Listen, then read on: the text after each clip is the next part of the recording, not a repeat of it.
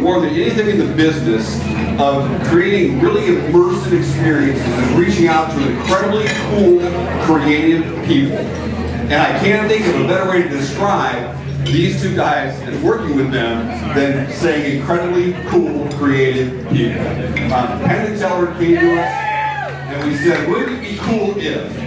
And they came up with this great concept, and we spent the last 8 months working with them. I've been a fan of their work forever.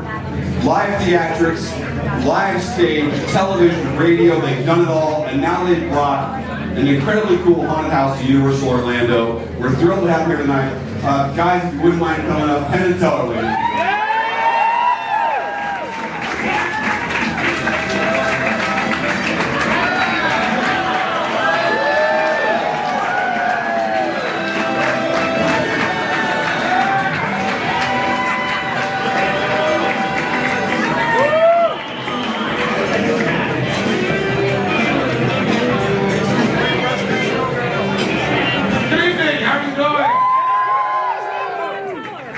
Hi, my name is Penn Teller from Penn and Teller. We are Penn and Teller. Thank you all so much for coming in here tonight, seeing a haunted house. You know, we've gotten to do an awful lot of things in our careers, but this has to be one of the most exciting. You know, to be able to work in a form that really is different and really is so American. I mean, the haunted house form that kind of shows up in the church basements and in strip mall parking lots and all over America, and very successfully.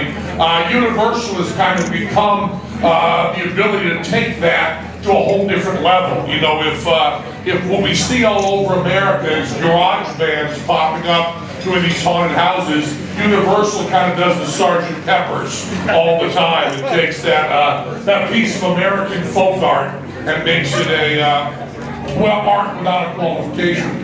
And the idea that we had with these guys, the cats and kitties here at Universal are better at doing haunted houses than anyone has ever been. And to just work with people who you can just kind of say something casually in a meeting, and then 2 weeks later it was a PDF, and a month after that it was actually something that existed in 3 dimensions people could walk through.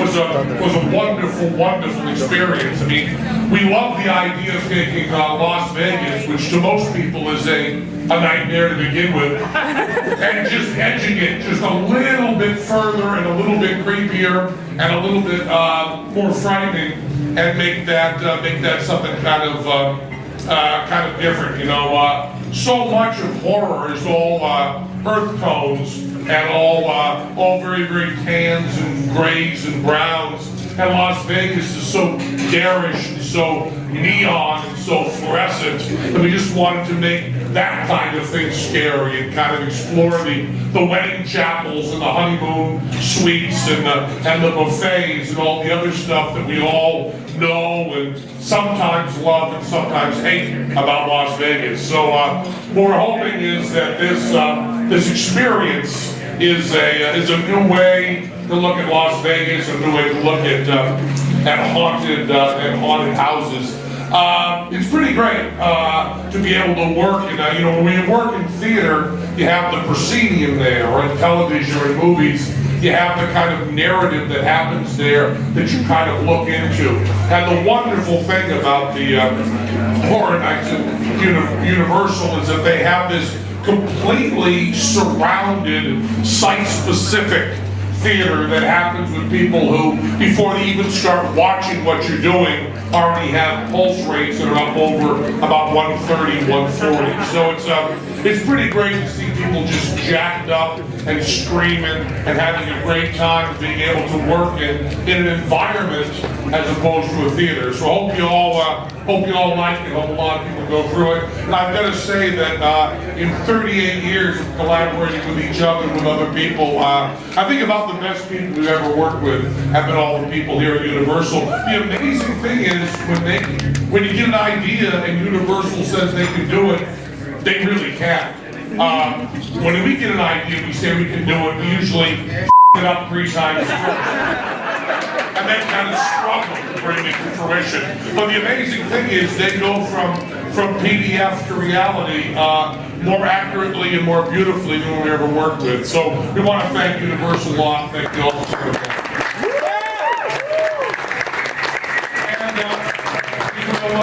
And we will take any questions you have on, I suppose, anything. Guys, there's a couple of mics. There's a couple of mics floating around the room, so if you can guess one, there's Allison with the mic. You can get into a mic. Behind the microphone. Ask the question. He's a big fan of Hitchhiker's Guide to Galaxy. I was wondering where the 3 instead of 2 inspiration for your showgirl came from. Oh, well, I don't know. That was one of the, I think it's just, you know, if you like breasts, more is always better. Other questions? Show your hand, please, so we can get to you. The gentleman in the checkered shirt right there. Did you ever work in a haunted house? I never did. No, I never did. You'll find as you go around here, in terms of these characters, they're all smaller. You don't want to squeeze my to a trapdoor. So it's kind of like, you know, space shuttle and characters. You want smaller people. So I never worked one. No. But I think it's fair to say that at some point during the event, these guys may be recognized inside the house. So. Yeah, we're going to do that, but that's because that area is built bigger for me. Other questions? The guy with the yellow hat. Romney or Obama? Next question. All I will You were on the West Wing, for goodness sakes. I think we know. all I will say is that you're not supposed to just have two choices.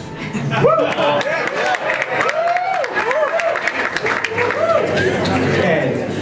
Allison, we can just take care of your question, please. Sorry, I'm pregnant, so I can't finish. Good. What was the inspiration for Showtime's bull?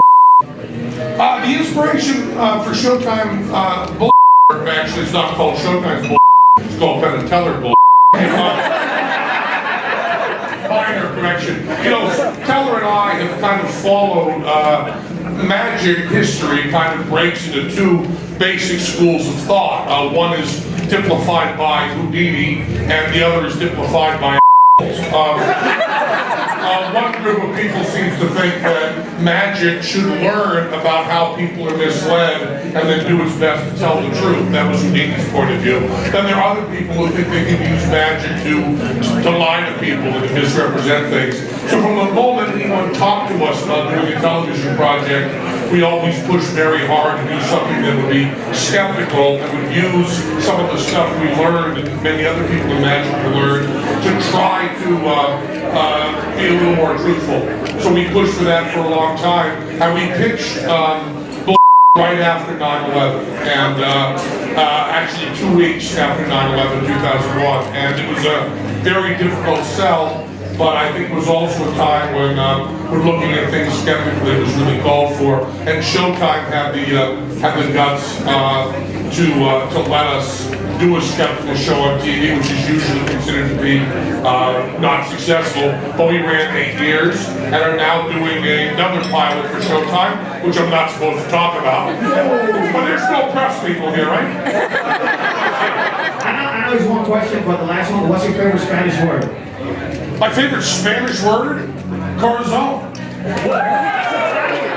No, it's Any more not. questions? How about over here? Sir.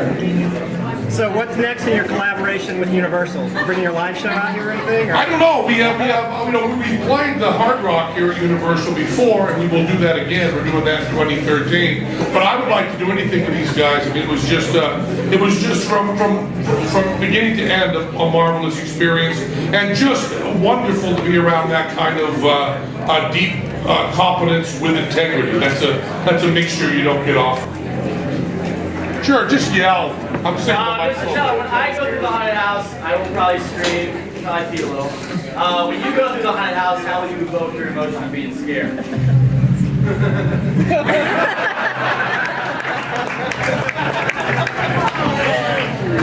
More questions? Any more questions? What did Penn and Teller bring to the table as far as designing the haunted house versus Universal? Well, you know, it's very, very hard, and the collaboration I follow the rule that anybody that's in the room was part of getting the idea. You know, you can look at the court record and just read what the transcription is, and it'll tell you who said something, but it won't tell you who they were looking at and how they were reading their eyes and so on when they did it. So there were a bunch of us sitting around the table, and we all kind of yelled out an awful lot of ideas. And I think that the only fair way to do that is to say that it was everybody that was in the room. And I also think, and I guess anybody could argue with me, but I felt it was truly collaborative. I felt that really everybody did work on the ideas. Certainly the labor, the actual building of the thing, they did much more work than we did because we did jack. In terms of the ideas, I do believe we all work together, although I'm looking too much to argue with me on that. But I think we kind of all did, yeah. One or two more questions. Gentleman in the white shirt.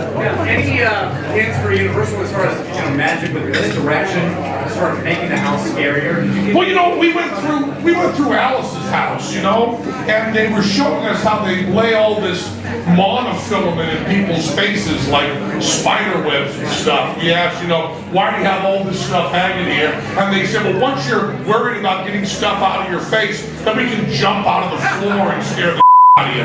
So I don't think we have anything to teach them about misdirection. I think they kind of got it down. They're kind of in the master's class already. More questions? Sir. What did working on The Celebrity Apprentice bring to the table? Any inspiration? The question was, what did working on Celebrity Apprentice bring to the table? Well, I think that you learn an awful lot about making people uncomfortable. Other questions?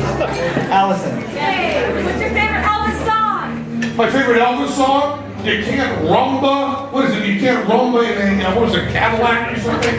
There's some sort of I really like that clam bake period. I mean, once you get the Sun Sessions, which is really the only good Elvis record, then you kind of go to all the goofy stuff, and it's every single song in clam bake just kills me. So maybe one more question. No questions. Well, then that was the last question. Thank you, Allison. Gentlemen, there's a question out there. What scares you? Almost everything.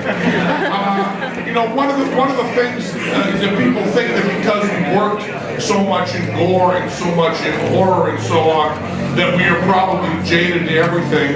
And the only person I know that jumps as much as I do and screams like a small child at everything is Teller. We're both scared absolutely by everything. I mean, the purpose of art is to try to get the visceral and the intellectual to collide at the highest possible speed for the biggest possible crash.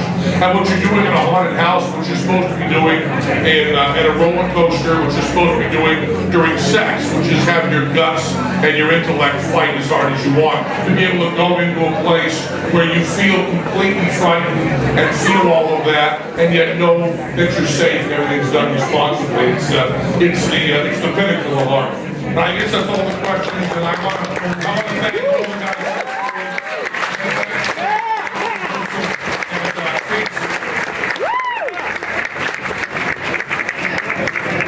Thank you, gentlemen. Thank you very much.